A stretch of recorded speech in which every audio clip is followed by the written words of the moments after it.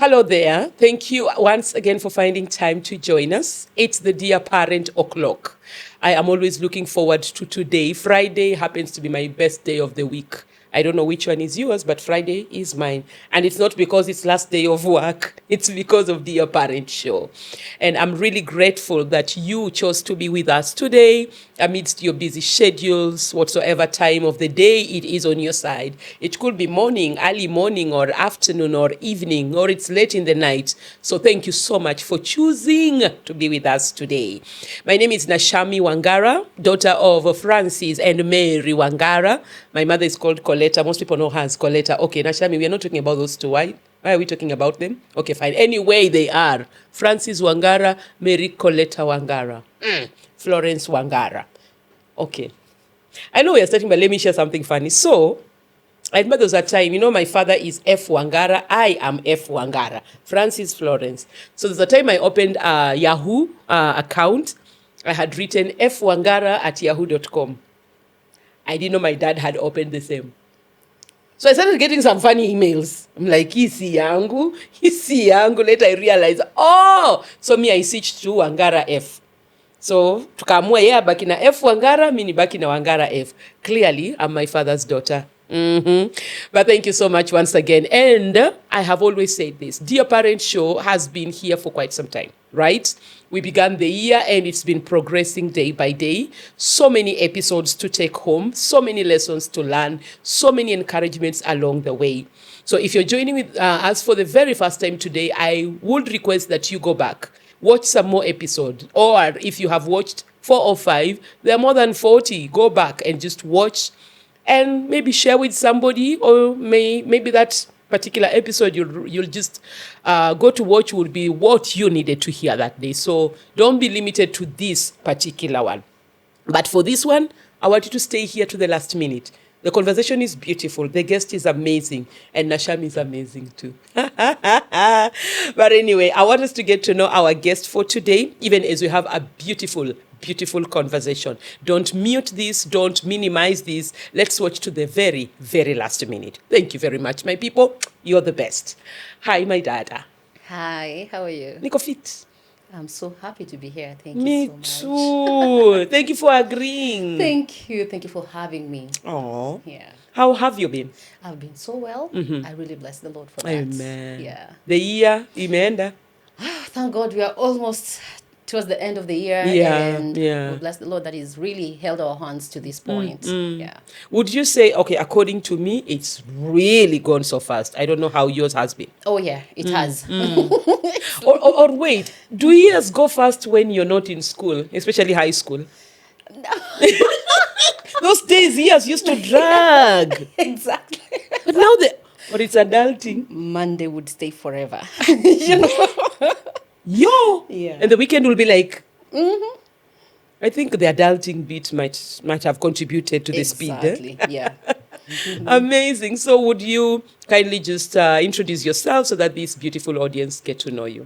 Hello, audience. My name is Medina Bon. I am a child advocate. I protect children who've undergone sexual violence. We call that defilement for the children. I am also a pastor and I'm a student. Thank you. Okay. Brief and to the point. Yes. I like to say, come Gen Z, clock it. I hope it's like this. There's a day I did like this. I was told, Rudisha is a video lesson. It's just the truth. I'm like, okay, I'm learning. They know best. Anyway, so Medina, and thank you once again. But even as we get to start, before we get to who you are and what you're doing with these amazing girls, would you just tell me anything about your family? I come from a family of 5. I'm the last one, Oh. so totally Yeah. spoiled. Please. Yeah, right. Daddy's girl. Yeah, you represented. I'm also representing Daddy's girl. And I've had, let's say, good life being brought up, but I've also had my own fair share of every other weakness out there and all that. Yeah, but I think I found myself when I was 23 is when I became very intentional about life and everything. Yeah, but ever since I knew myself, like let's say like when I was 15, I knew what I wanted until when I was 25. Though it never materialized, but Okay. at 23 I made a major decision that I'm still sticking to right now. Amazing. Yeah. Okay. Now, today we're going to have a beautiful conversation. Yes, Beautiful is the word, and I'm insisting on beautiful Amen. because at the end of the day, beauty for ashes is Kara, literally, right? Yes, it is, Kara. So, let's begin with, because you have a beautiful brand there, Yeah. Kara Olmurani, rescue, Yes. rebuild, reintegrate. Yes. So, let's begin. Tell me about Kara. Kara Olmurani is a Maasai word that means I am a warrior. It began from a place of pain that the Lord healed, and He decided to also use our founder to give out this healing to the rest of the world, especially children who've undergone defilement. So Kara began from a place of heartache. My leader, Pastor Terry Gobanga, is the founder and the CEO of Kara Olmurani. And she was defiled on her wedding day. Yeah. She has a beautiful book called Crawling Out of Darkness. Yeah, yeah. And that book, I read that book before I actually met her. And I got in touch with her without knowing that that was my future. You know, the I way know. God connects people and things. Yeah. So it began from that place, but we were registered by the government in 2017 Okay. and we launched in 2018. Okay. But since 2017, we've been taking girls 14 years and below, and we've been taking girls who've undergone rape. So we are a rape only center, and when you take them in, we are rescuing them. Yeah. And then we take them through trauma therapies, education, we take care of their litigation, like their cases in courts, and then we reintegrate them to safer environments. Okay. Yes, so that is just in a nutshell about what we do. Okay. Yeah. And now for Medina, Yes. what made you choose to be part of Kara? Growing up, I realized I really loved children. I was a child, but I still loved children. Yeah, so I would provide for children and all that. But when I read this book, I read the book in 2010 or 2011, and I got in touch with her. Like, Crawling Out of Darkness really touched a part of me that I didn't know existed. And I didn't have an idea that children also undergo rape because I was young at that point. Yeah, so 3 years later, in 2023, I went to Stones to Rubies as a visitor. And I've been stuck there for over 10 years now. It's almost going to 13 years. So, and in 2016, I became Pastor Terry's personal assistant. Okay. And so I would go with her to meetings. I would be with her when she's having conferences. And you find that through that, as she was ministering in church, we used to tell her that she's more of a visitor because she was rarely in church. In the home church. In the home church. Yeah. So I also began going out. So I knew much by the one-on-one that we used to have, and from the testimony that she would share. Yeah, and so because Kara touches children, it touches an integral part of me. Yeah, I'm mostly inclined towards education for children, but it's merged beautifully because Kara also, in as much as we rescue children, we have to take them to school. So I'm an educator myself, so I also feel so nice being in space of Kara. You find that during holidays like this, I take them through tuition and just giving them life skills. It's something that I really love within me. But now when we began Kara in 2017, and it was about children, I felt so bad that someone could look at a child lustfully. I felt so bad that, in as much as someone could look at a child lustfully, the person can go ahead and actually rape the child. And then, having stayed in Kara for so long, I come to realize that even the ones that we rescue are the ones that were lucky to be alive. That so many girls have died out of rape. Yeah, we have gotten a child who was, after the rape, the perpetrator actually opened the toilet. I think these are toilets in the places like Kibra and all that. Yeah, so it's a community toilet. Yeah. They just lifted it and threw a child inside. But we thank God that child was saved. Yeah, and we had time with that child, and so the child is really okay. Like, we took the child through trauma therapies, as well as the parents, because we also have to prepare the parents to take the children back. Yeah. And so these things are really at the heart of what I love, children. So I'm a child protector at all quarters. Okay. Yeah. Amazing. And there's something you have said about the whole place of how God just aligns Yeah. what, I mean, bottom line, it's children. Yes. So Pastor Terry had a heart of rescuing Yeah. child rape survivors. Yes. And then you have a passion for kids, especially the educational bit of it. Exactly. And who best to bring in but you, because Yes. your heart is with them already. Yes. Amazing. We will get to the meat of everything that Kara does, but please just tell us how is your day to day like? On a normal day. On a Forget normal today. day. Today you have left and come here. Yes. But on a normal day at Kara, take us through your day. Oh my, we have to really be empathetic because these children are living with fear, and it's a constant fear. You know, you and I have lived in safe environments. We haven't been perpetrated, and we haven't lived in a space of fear, or rather, if we have lived in a space of fear, it's just for a short time. Now think about you living in a space of fear for a prolonged period of time. It changes who you are. Yeah. It changes how you think. It changes everything about you. So it brings down the wall of trust, and Yeah. it builds brick wall that people are not able to get through to you. Okay. Yeah, so we have to deal with girls. In fact, we live with girls that you have to constantly remind that they are loved, they are safe, they are secure, their destiny is not shattered because of what the society thinks about when it thinks about a child who has been defiled.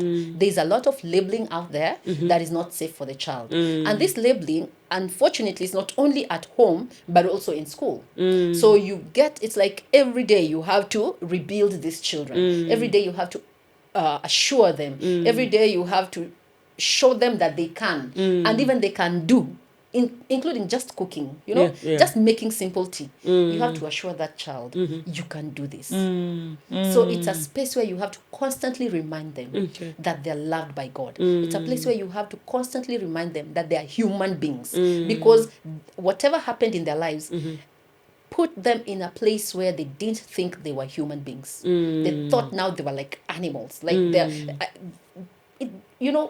the perpetrators at that point, when they're raping, they really don't even think about the child. They just want their urges to let go. Yeah. So there are so many things they do to children. We've had children with colostomy because their backside had to be sealed. Yeah. Their colon had to be cut off, and there's a lot of construction going on with children. And you would think, why are they cutting this child over and over and over again? So the child has to live with a scar forever.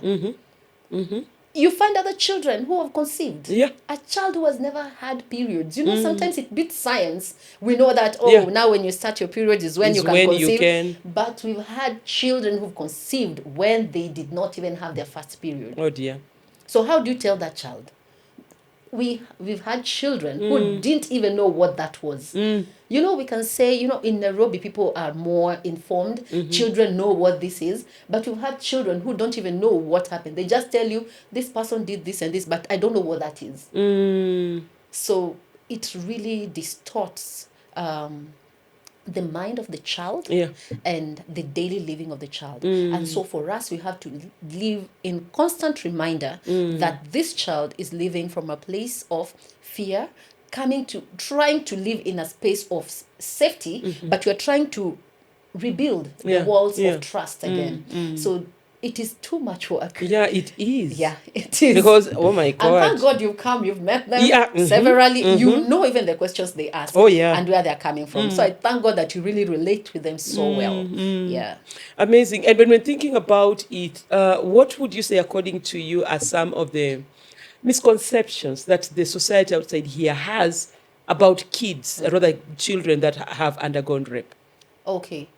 We have myths. Some people believe that when you have sex with a virgin, is if you are HIV positive, it's like you're swapping blood. As in, you have myths and misconceptions. But apart from that, to the extremes, children who've been defiled, some people in society will think that these children are bad mannered children.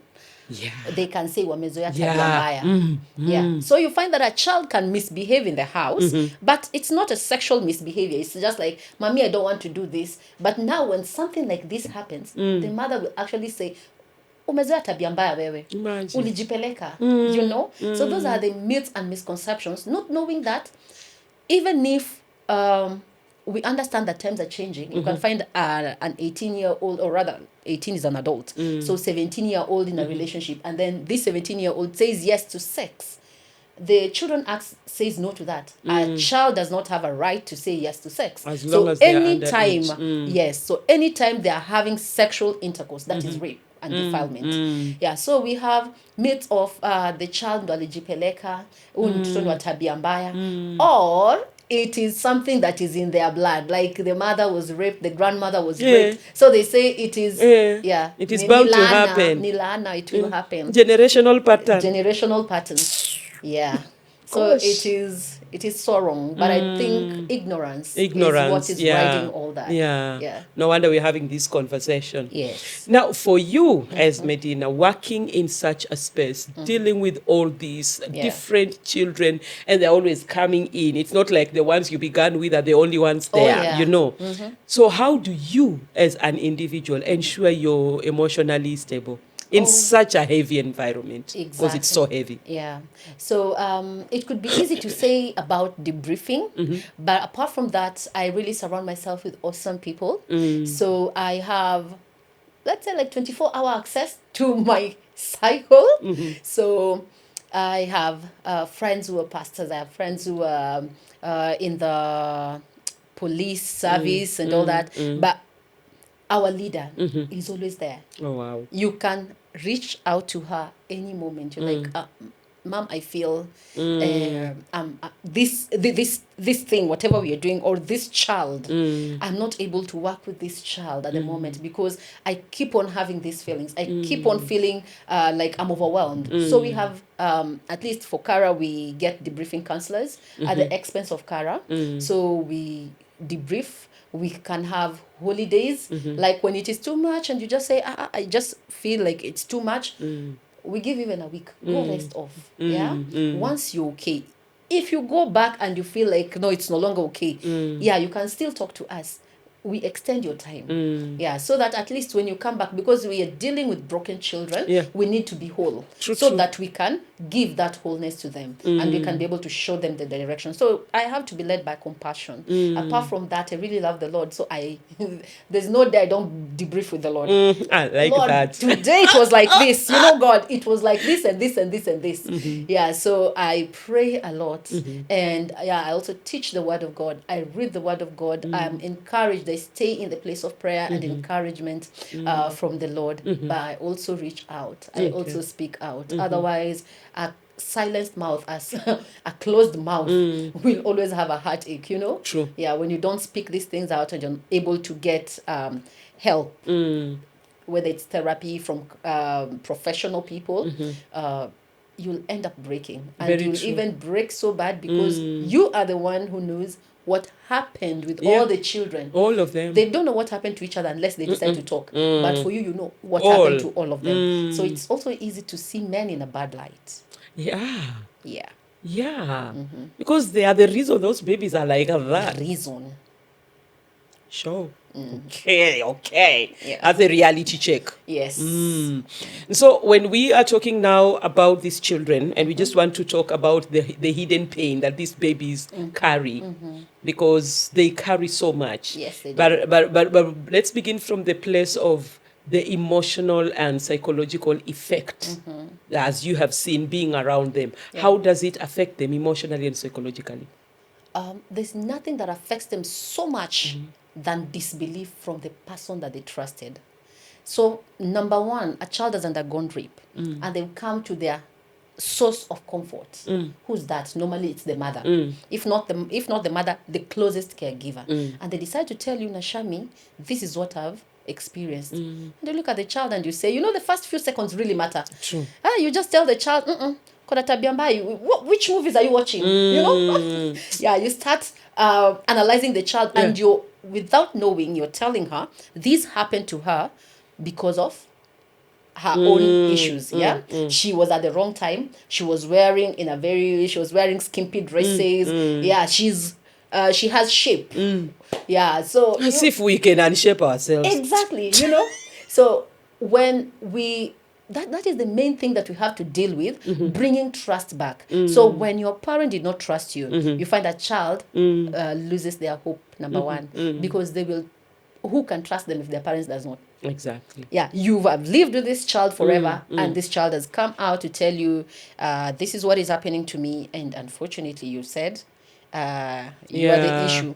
So and then some parents actually say they're going to take the child to the police. If they continue with that theme or that story, they're going to be taken to the police. May the Lord help us with parenting skills, because we are the ones who are pulling these children down. It is one thing to be defiled. It's another thing when no one believes you. So it really breaks the children. Yeah. So the first thing we do, we have to build that trust, to tell them, we believe you. So when we begin from that point, we believe you. There you have broken some of the things that were in the heart of the child, that no one believes them. Yeah. So now when we break that, the child begins now to trust. Yeah. And they are able to tell us how it happened, who it happened with. For some of the perpetrators, we've had to actually engage our legal counsel so that they can be taken in. Because the child tried to tell the mother, and the mother said no.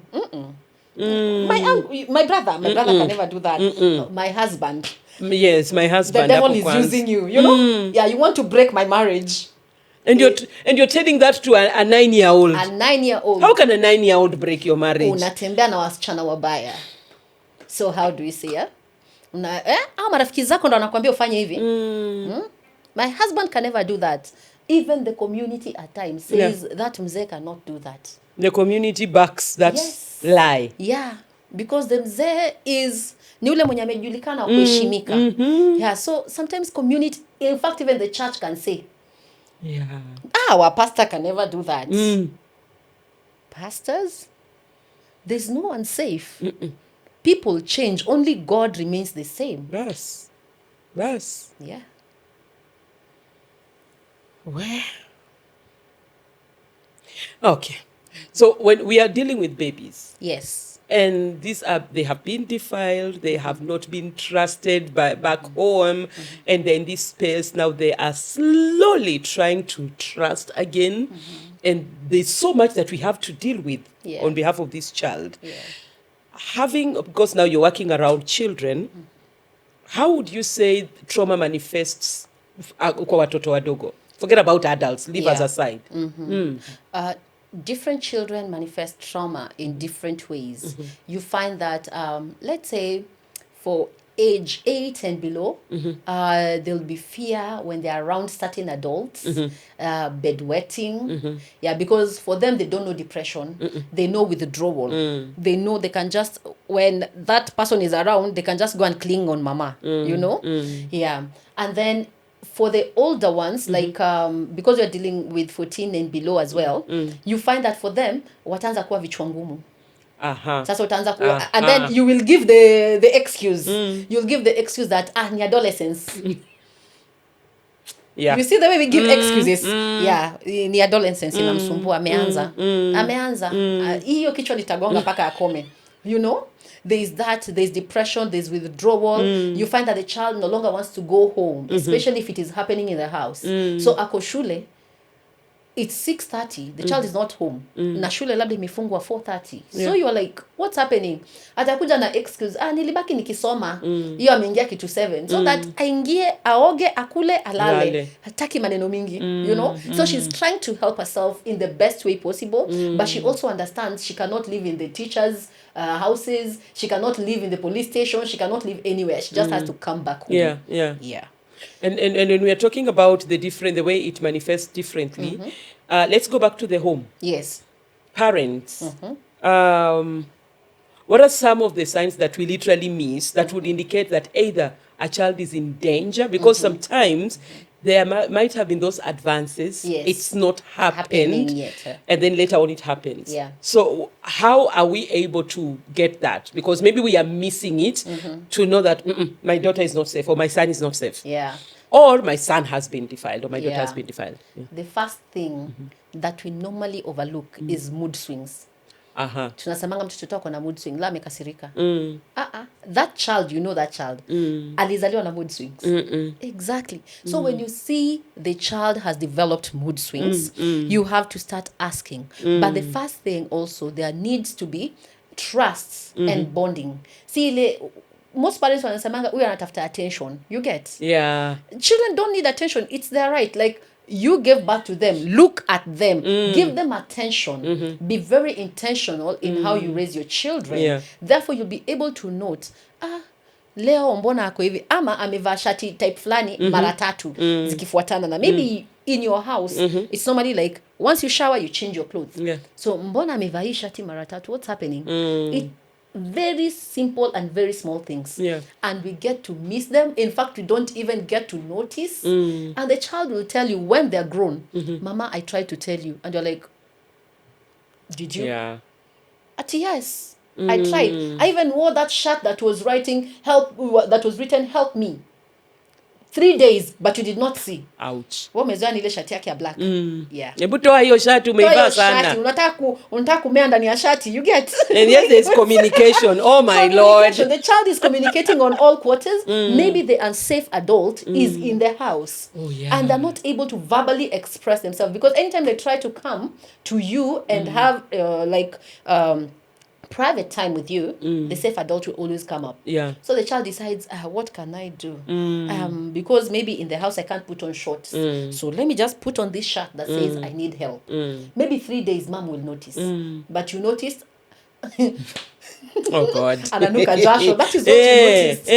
Hata utamchapa. Utamchapa. Utaki kuoga ufanye nini? But mommy, I've showered. But the shirt is there. And unfortunately, the perpetrator is getting the message. Oh. Yeah, right. So the perpetrator will try and fabricate a story and put it across to the parent. Ndio mtoto hata atolewe hapo apelekwe boarding. Sukwe mpole. Unatugonga. Sorry. You're hitting us, but hit us. We really need to yeah. change as parents and guardians and child protectors. Yeah. And so, still in the home setup, because again, like you said, you have those girls that you are with. Yeah. There are many that are not there. Yes. There are many that have died. Yeah. Meaning this whole thing is just so happening in a big way out here. Yeah. So, as parents and as people that literally stay with these kids, maybe we are guardians or whatever, but that space, because I know there's the place of some of us, unless the child in their own way speaks, it will be a thing of the past. And we know, sometimes we are 100% sure this person did it. We know, but we don't want to say. Yes. There's the place of we silently, like, shh. Or we're just afraid to bring this on the table. Yeah. Maybe, case study, maybe it is the husband doing this, and you're like, nikimshtaki, ashikwe, so what remains of us? He is the breadwinner. Yeah. Or my marriage will... My marriage. What's my marriage? My marriage. Oh my Lord. But what is the role? How does these three things, silence and shame that comes with it and fear, how does it play a role in just ensuring these children don't get help that they need? Anytime you're silent, you're empowering the perpetrator. So silence will always empower the perpetrator. Children are not children are not silent by themselves. They're only silent when there is threats. Yeah. So when a child is threatened, they will cower down. For example, the perpetrator knows that, in fact, they normally use mommy, daddy. So you see, if you say, I will tell mommy, ukona tabia mbaya, umeanza tabia mbaya. Yeah. And the child is like, no, you forced me. Who said so? Did you scream? Did you know some things? So silence will always empower the perpetrator. Then we have the issue of shame and fear. Fear is so bad. You know, you can deal with silence when the child speaks out, even to the teacher. But now, how do you deal with fear? This child is living in constant fear. Sometimes at night, we've had girls tearing their bed sheets. You put a new bed sheet, at night it's torn. And you're like, what is happening? So what happens is at night they're reliving what happened to them. And so they're trying to clutch on anything that can help them. Or rather, just bring comfort to them, or they can escape through. So they're escaping mechanisms. And these things, when they're reliving it, it's like it has happened afresh. So you find there's that fear. And then there is shame. This shame does not leave immediately you speak. Shame is there because of how society perceives the child to be. Yeah. Shame is also there about how the society sees the family. Yeah. You find that sometimes a mother can say, "Istoru siambie mtu, niambie tu mimi peke yangu, siambie mtu, kwa sababu mama wa chama wataniona aje." So it is always about how am I appearing before my people? Appearance muhimu. Appearance muhimu. You know, we have to package ourselves. Yeah. You are dressed the way you dress. Yeah. So such things are really causing a lot of pain to children because now, and in fact, when it leaks to school, I've used the word leaks because now it's not the child who has spoken about it. But let's say Mama Mbogali, ongelesha mama mwingine, when the child was passing, you see that one. She was like this and this. And maybe there's a child around there. Yeah. Atapika peleke shuleni. Yeah. Then in school, I didn't know that this also happens, but it happened to our girls. You find that they don't want to be like, children don't want to associate with them. And they tell them to their faces, "Mi sitaki kukaa na msichana wa tabia mbaya." It is rape. Ameshaambiwa hataki kukaa na msichana wa tabia mbaya. So now we also have to come back and hold our children and talk to them and say, no. Hauna tabia mbaya. When the perpetrator has defiled you, you do not have an issue. The issue is with the perpetrator. Yeah. So, but the rest of the congregation, the rest of the school, do they know that? Wanajua ni msichana wa nani? Tabia mbaya. Even in high school, teachers, yes, wasichana wote wana tabia mbaya. And you know, Kara, we are already out there.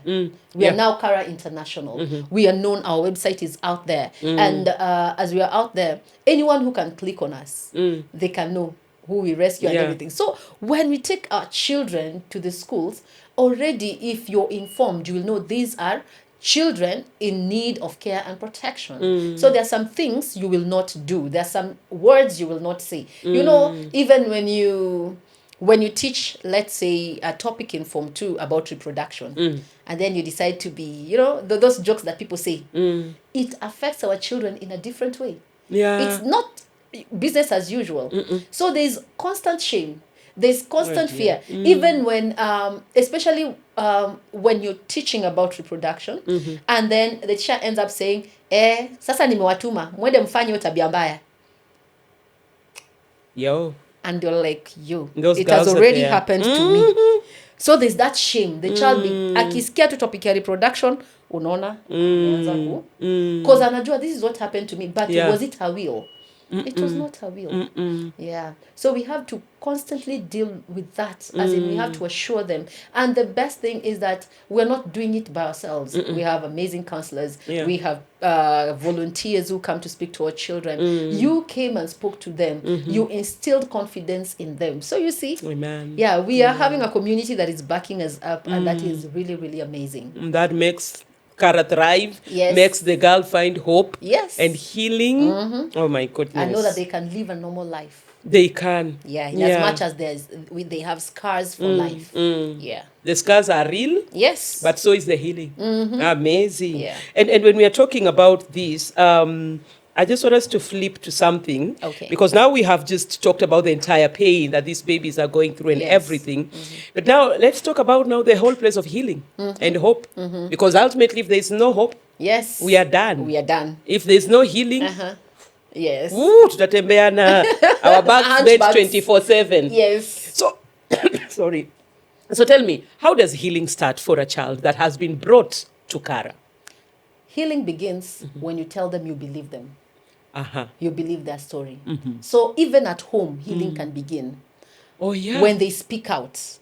And Thank you you for say, that. I believe you. Tell me what happened. And you take measurable steps to show that you are doing something for the benefit of the child, not for your own benefit. So when the child speaks at home and the guardian or the parent tells them, I believe you, let's go to the police. At the police, they will fill some documents, then they go to the hospital to just verify that whatever the child is saying is true. So if that does not happen at home, when they're brought to Kara, Yeah. we tell them we believe them, and healing begins from there. So we hear them, and we have the counselors and the therapists who come and speak to them, and we engage with the lawyers as well. So they're saying, these people are for my good. Yeah. They want this person to be brought to book so that this person does not do the same thing To to another. another. So that's how healing begins. But apart from that, we have the therapy sessions, we have counseling, we have, we normally have, you've come to our home, you've seen what you've written, Yeah. what you've hung on the wall. Yeah, like, I'm a girl, beautiful, strong. I can do all things through Christ who strengthened me. So we keep on assuring them day by day. But healing begins when you tell Believe them them. that you believe them. Amazing. Yeah. And I'm glad when you say that it can begin at home. Oh, yes. Yeah. It doesn't have to begin in a It does- center. no. It can begin at home. Yes. And so now when we are talking about the entire journey, the healing journey, let's work with kids brought to Kara. And I'm glad that is a safe space by Yes. its own self. Yeah. But how do we make, because this, you say these children live in fear, Yes. constant fear. Constant fear. So how do we make, what practices can we engage in, and how can we just make the place and the environment safe for these children again? Studies have it that children who are under the age of 8, once they change the environment, 50% of their trauma is dealt with. So now we just have to work with the mechanical bits. Like, this person did this to me. And then the doctor cut here. And you know, the processes, there's a process that is very much needed. We cannot avoid it, where they have to be tested by the doctor. Oh, yeah. So the doctor tells you again, the same way the perpetrator told you, funguka. Fungua mguu. Oh, my Lord. Yeah. We've had to take a certain child Ooh. over 3 times to the doctor. We've Afunguki. taken the child to the doctor, and then the doctor is male and use the same words. Fungua Fungua miguu. miguu. The child almost ran from that place. We had to begin counseling again. Oh, dear. Then we had to take again. Same thing. Until wakati tulibadilishwa doctor, then we had to really tell her, when you do this, we will get the evidence that says that indeed this happened, you know? Yeah. And at last, she felt like she was safe. But now, we have to be in a place where we keep on telling them we are okay. Yeah. And then when they see that gate locked, Yeah. maybe the perpetrator was passing by in their community. Akaingia akaona mtoto ako peke yake. Akaona leo nimebahatika. Because at that time the perpetrator is not thinking. Yeah. So, but now the gate is locked. Always, yeah. They find that wherever they are going anywhere, we are with them. We stand in for them. And then there's this bit of, even in school, when there's an issue, we address it. Yeah. We don't just assume the way you can say, ati mama kikesho tunaenda kuchapwa. Why? What happened? Or mom, there's a teacher who just beats me all the time. and you're like, Paul uko karibu kumaliza. We address it. Yeah. We don't just sweep anything under the carpet, because now when we lift that carpet, what will be there? We address it. Yeah. They know these people are for me. So they feel like now their healing is starting. Yeah, true. And then now they have counselors, people who are sworn to oath that they cannot reveal the stories and put faces to it. Like, Medina alifanyiwa hivi na hivi na hivi. No, they know we have that. Yeah. And we've kept our own part. Like, we haven't even shared their stories with the other children. Yeah. When a child comes to the office and they're seeing me, they're safe to speak openly, because they know they will not hear it anywhere. They will not even hear it with their own sisters. Yeah, true. Who are with us. Okay. So that's what we do. Like, we just live by the ethical means and also ensure that it is always safe. Okay. Apart from that, something that can be done at home, have CCTVs. So that if your child is not able to speak, you will know Uncle Nani went to June's room. And you're like, what were you doing in my daughter's room? And you stayed there for 10 minutes. Why? You can as well just stand by the door. Yeah. Okay. Now, of course, no names mentioned. Yeah. But having been in Kara for quite some years, would you kindly share just one success story of someone a girl that came in and went through the entire sessions of therapy and all that, and was able maybe to be reintegrated back, and they are doing well so far? Is there such a story? Oh yeah, we have so many stories. Number one, when our girls are brought, we take their picture immediately. Like, even if it's at night, we look for a light, a well-lit place, and then you take their photo. And the reason for that is so that we see how they come in, how they transform, and how they go out. I can tell you without a shadow of doubt, none was smiling. None was smiling when they were brought in. So for us, success stories begin when we first see the smile. The first smile is a success to us. Yeah. Like, woo, so now they can smile again. Look at that. Some children are forced to mature. Especially you find the teenagers, once they undergo rape, they're forced to mature. You find a teenager now beginning to address themselves, or rather see themselves as the parent in the house. Yeah, because daddy is now anapita na mtoto. Yeah, so they start seeing themselves in the capacity of the mother of the house. And you are there and you feel like, your child is very responsible. Kumbe, it is defilement that is happening. But now when they come and we see the first smile, that first smile comes in after we've told them, we believe you. Tell me your story. I can hear. So you just sit and the child tells you, even if it's something that you cannot even believe, just listen to that child. Nod. When the feelings are high, cry with that child. And then with time, you find that we've had very many success stories. We've had almost, without exaggerating numbers, let's say like 70 girls have passed through our hands. Yay. And we really bless the Lord for that. Amen. Yes. Amen. And for you to know that perpetration doesn't just happen, let's say in poverty-stricken areas. One of the success story is from a man who brought the child all the way from Nakuru. Okay. A man. Okay. A father. The father had sent the child to school and the child did not reach school. So the father was called and now a search began and the child was found. Okay. Yeah, she was in Form 3 at that time. Immediately she was found. The father contacted us and brought the child to us. He said, even if it is 3 days, spend time with her. I want this to heal immediately so that we don't have a carryover in the future. So we had this girl, and of course therapy cannot just take 3 days, but of course we did what we could. And then now, because she was going to boarding school, she was dropped to the school, and when she closed, she came for a week, and then she went back to school. When she closed, she came again for a week, until she was done with the therapies. Let me tell you, she is a beautiful girl. And she was doing so well. And another thing that I have noted about the girls that you had, they become ambassadors when they go out.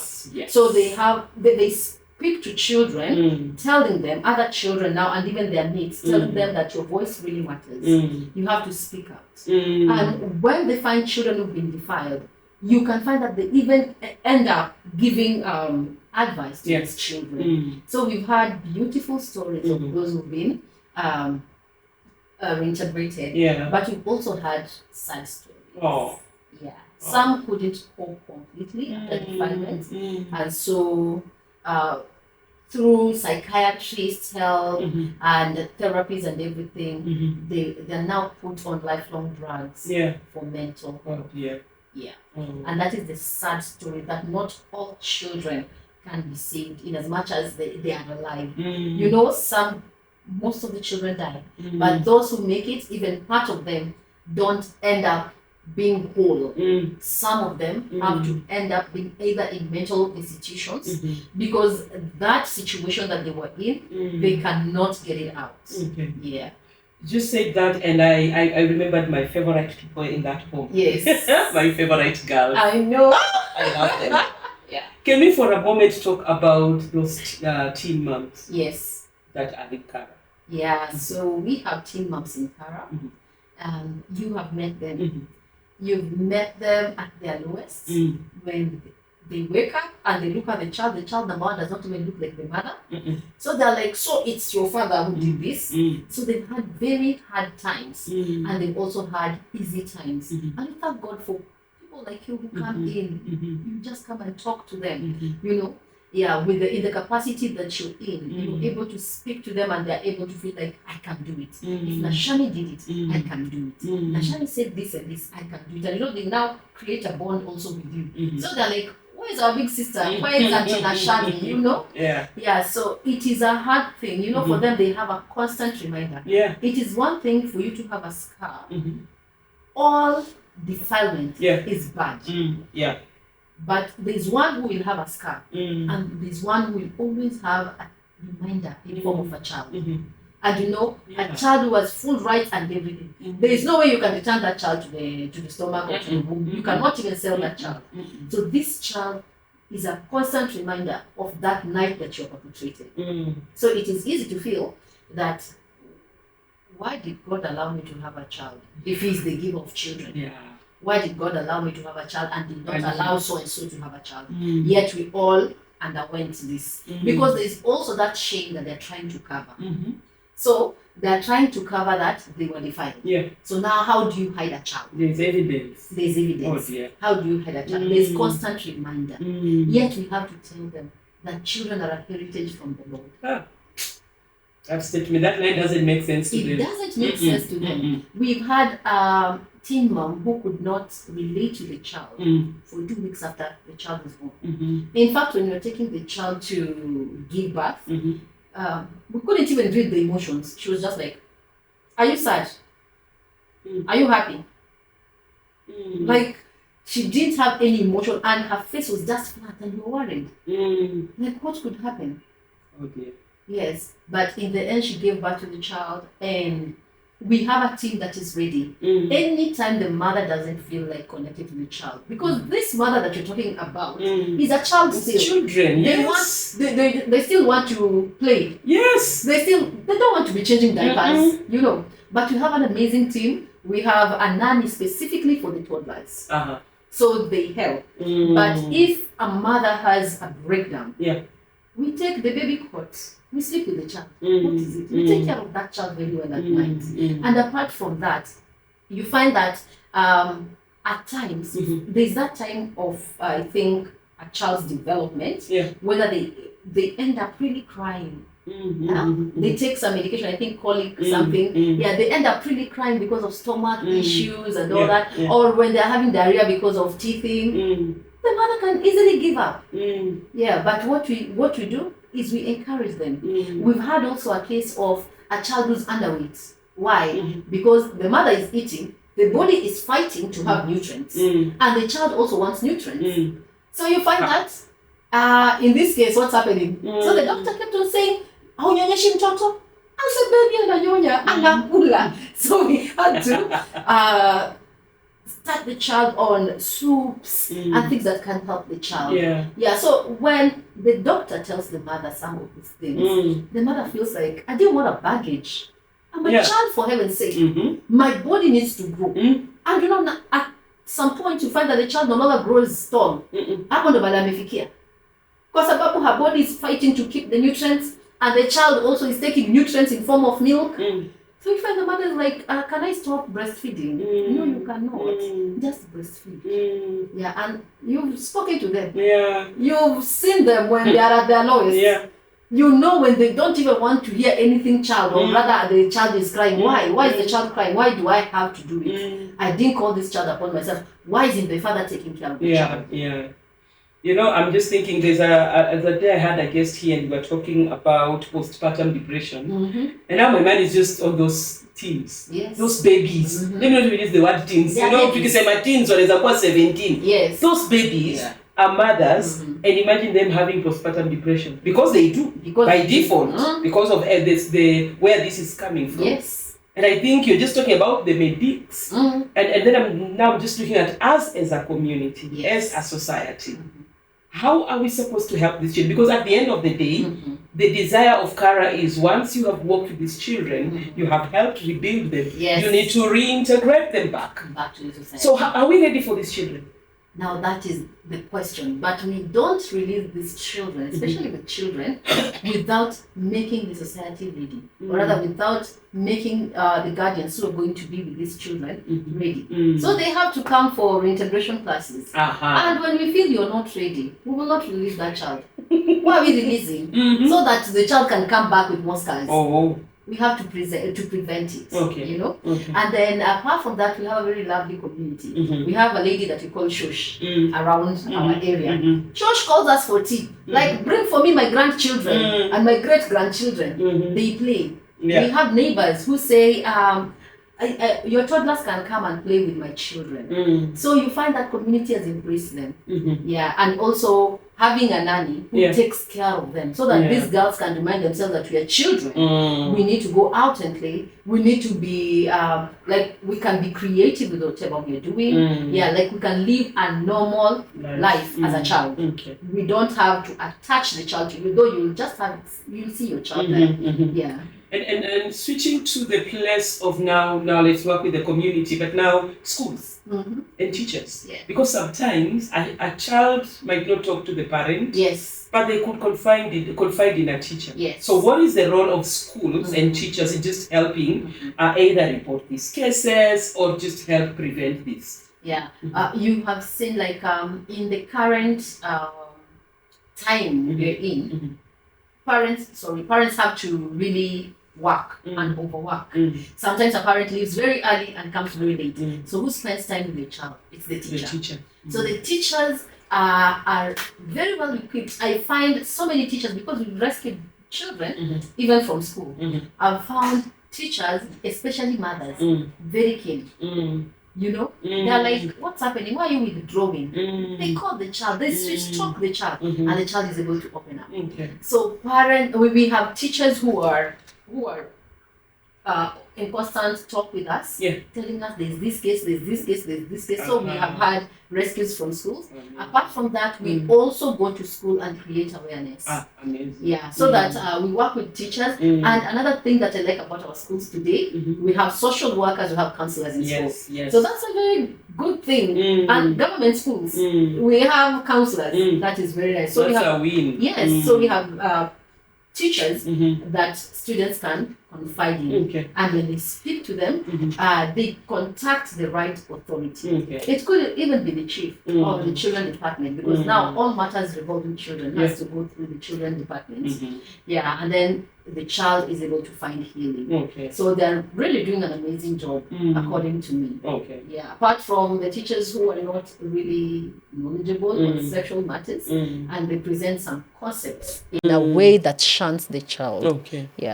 And what about church? How do we come in as church to just, in terms of, number one, dealing with such cases, because they will come to us, and also helping prevent, and also in the place of also just reintegrating.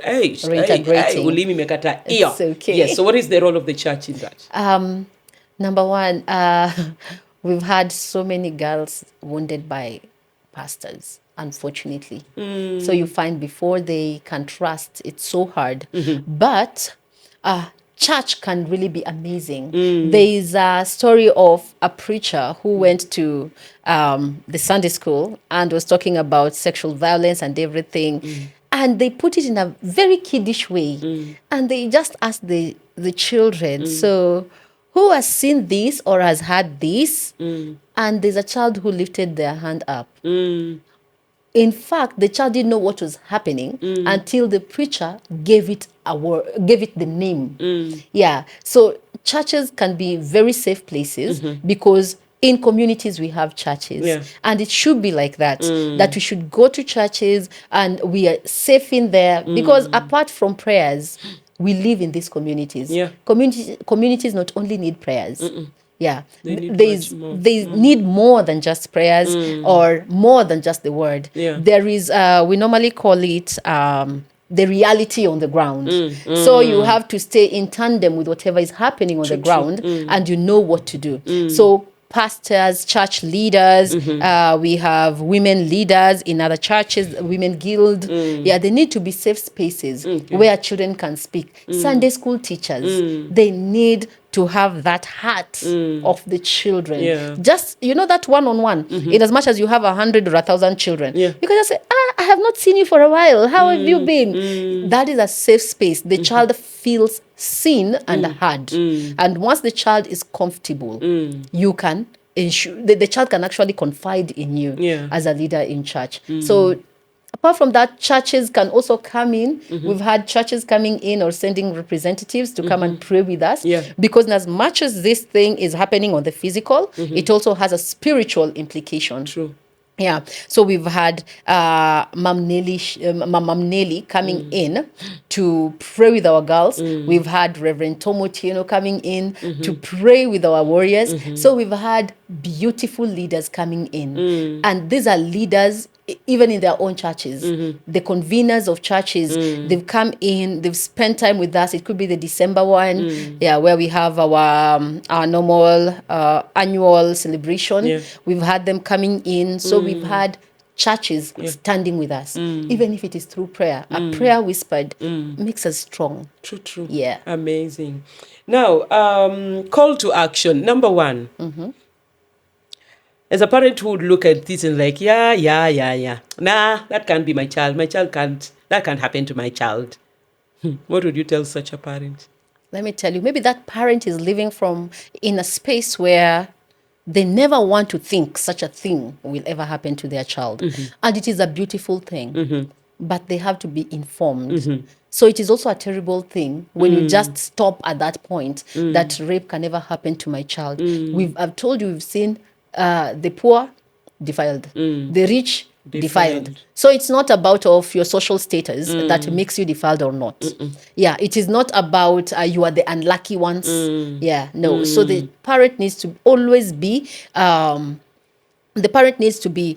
always informed. And there is a new trick that has come in that has made children actually to take themselves to the perpetrator.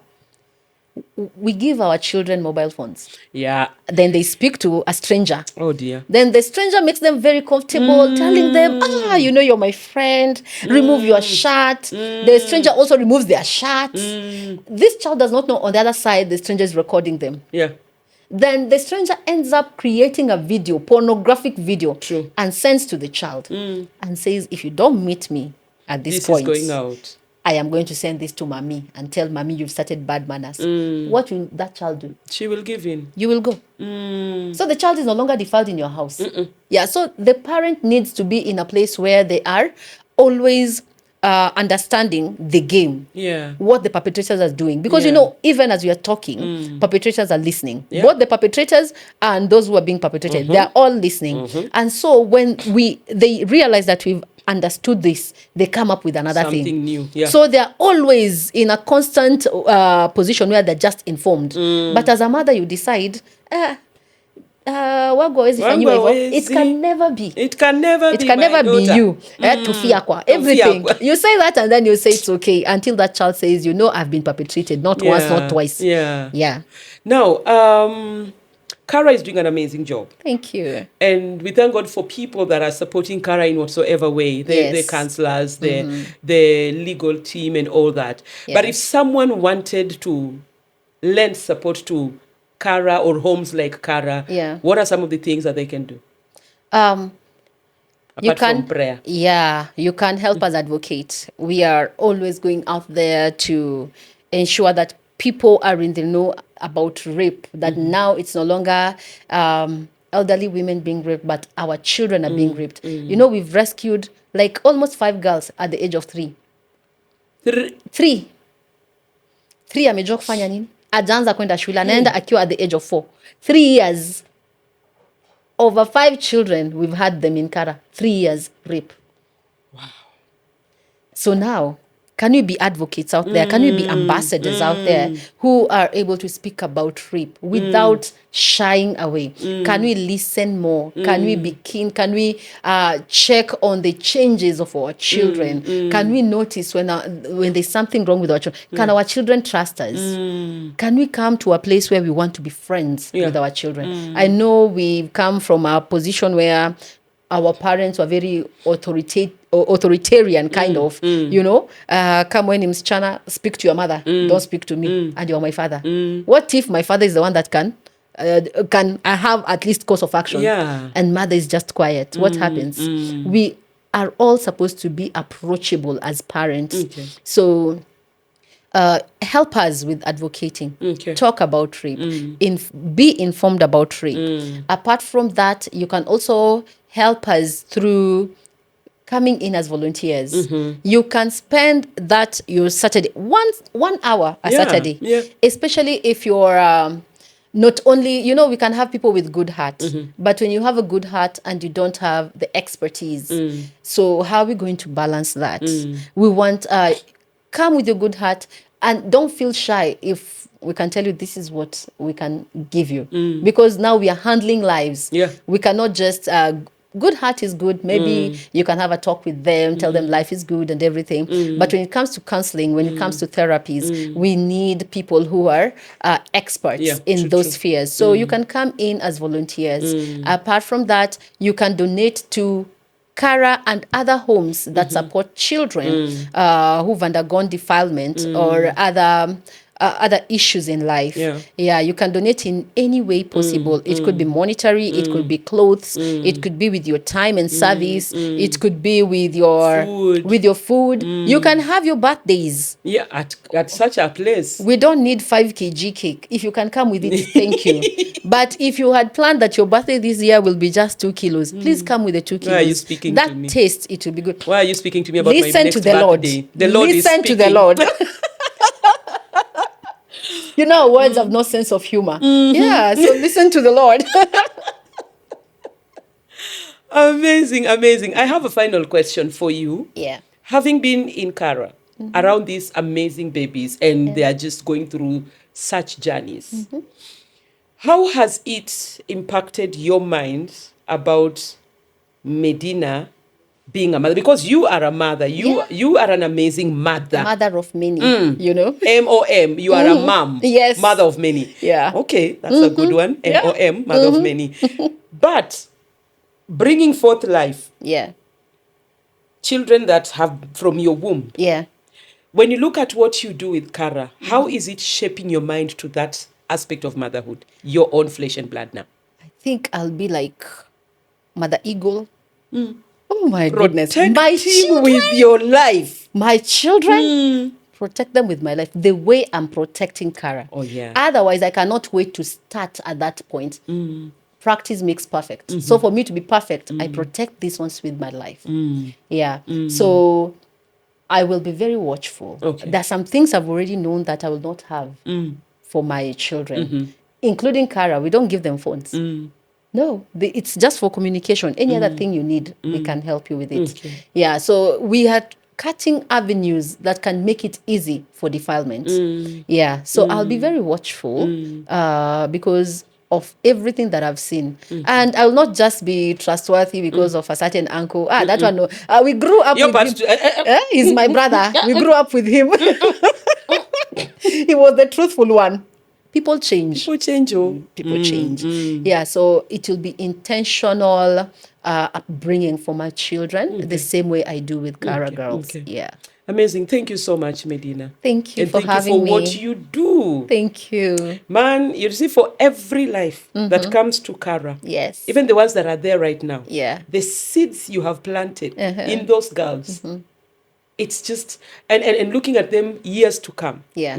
10, 15, 20 years to come, we'll be looking back and say, Lord, thank you for those seeds. Yes. And thank you for the consistency. Yeah. Because behold, lives that have been changed. Yes. So keep at it, Mama. Thank you. Thank you so and when much. you get back to Kara, hug all of them for me if possible. Oh yes, I will And I'm hug coming, them. I'm coming, I'm definitely coming. You are welcome. Holiday ni mrefu. Ni ndefu. Nitajipanga. Na hapo kwa Yes. birthday, wacha nisikize Mungu tena mara ya mwisho. If he confirms, mimi ni nani nimpinge? Okay. In fact, I'm just thinking, nitakuja hadi na Mbogi.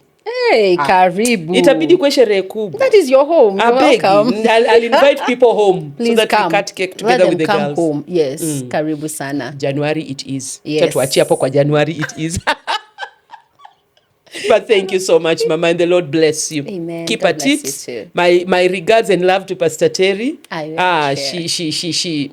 God bless that Mama. Mungu ambariki tu sana. Her heart is wonderful. I really bless the Lord for her. And may Kara continually flourish. Amen. May more be Amen. rescued. May more be rebuilt. Yes. And may many more be reintegrated back in the community. Amen. And more ambassadors. Yes, more. Oh, we have ambassadors. We're praying for more. Yes. Yeah, because more. now we are Kara International. So yeah. more and more and more. Okay. Acha ingine itakuwa behind the scenes. Kuna kitu nataka kuuliza. But thank you everyone for joining us today, for being part of this conversation. And ultimately, when all is said and done, dear parent, you have a responsibility to care for your child. And I think I love what Medina said, the whole place of healing begins when you tell your child, I believe you. Yeah. That is just something that, for me, it's my take home. Yeah. And also just understanding that these are babies and they are going through so much. So we have a role, we can prevent, but should it happen, if I can take care of it, if I can believe in my child and work with them, bingo. If I can't, that's where the likes of Kara come in, reach out. Wacha mtoto asaidike. Because the moment we overlook that, we are covering something that will show up when these kids are all of age. We don't want to have them going through childhood trauma, things that happen to them at 6, Yes. and they are 50-year-olds. They have never dealt with them because we did not give them that space. We did not believe in them. We did not pass them to people that can work with them and help them. And if you are a parent and that is your current state of things as we speak right now, please reach out. Yeah. Just reach out and may your child find help. Amen. When all is said and done, we keep parenting. Tulisema itafainanga manual, tuna learn along the way. Yes. So such conversations help us learn, helps us, our homes be safe, and helps our children grow, even to just fulfilling their mandate and purpose in this life. Yes. We are grateful that you joined us, and we will definitely be seeing you in the next episode. The conversation does not stop here. You've watched this, share this with somebody. Drop your thoughts, your comments, your suggestions of even more conversations that we should have on this panel. But from me and my amazing data here, asante sana. God our bless, God our keep, God our preserve. Yeah. Shalom. Shalom.